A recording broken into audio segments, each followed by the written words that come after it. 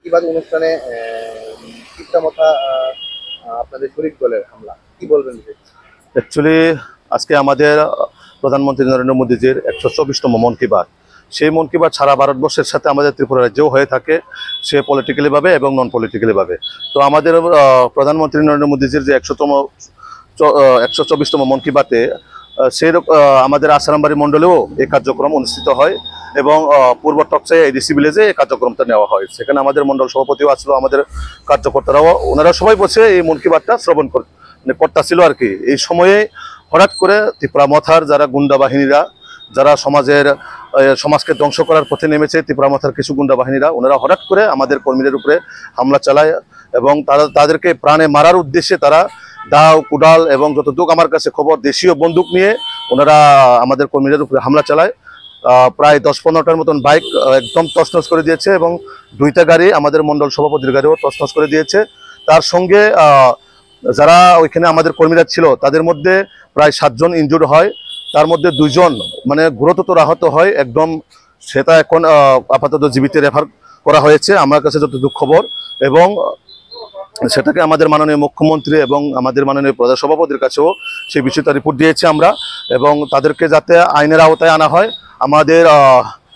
তাদেরকে যাতে সুষ্ঠু করা, মানে আমাদের যারা কর্মীরা আক্রমণ হয়েছে তাদেরকেও যাতে চিকিৎসা করা হয়, তার জন্য আমাদের মাননীয় মুখ্যমন্ত্রী এবং আমাদের মাননীয় প্রদেশ সভাপতি অলরেডি নির্দেশ দিয়েছে। এবং আমরাও একটা রাজ্যের প্রতিনিধি দল এখন যাচ্ছি সবাই। তো যাওয়ার ফলে যা ওইখানে কি হয়েছে, কিভাবে হয়েছে, কার নেতৃত্বে হয়েছে, সেই রিপোর্টগুলো আমরা অবশ্যই আমাদের মুখ্যমন্ত্রীর কাছে প্রেরণ করব এবং আমাদের মাননীয় সভাপতির কাছেও প্রেরণ করব।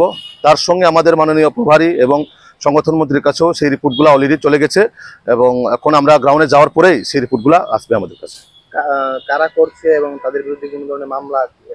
হ্যাঁ, এখনো অবশ্যই অলরেডি মামলা আমরা বলে দিয়েছি যে যারা এই ঘটনার সঙ্গে জড়িত তাদেরকে অতি সত্বর যাতে এফআইআর করা হয়, এবং আমরা চিফ মিনিস্টারকেও আমরা অলরেডি বলে দিয়েছি যে অতি সত্বর তাদেরকে অ্যারেস্ট করা হয়। এটি তো টোটালি এখন অব্দি যা খবর এসেছে আমাদের কাছে যে ত্রিপুরা মথার যারা যুব বাহিনী, তাদের যে গুন্ডা বাহিনী, এই যুবকরা তারা হঠাৎ করে এসে এই হামলাটা চালায় ত্রিপুরা মথার।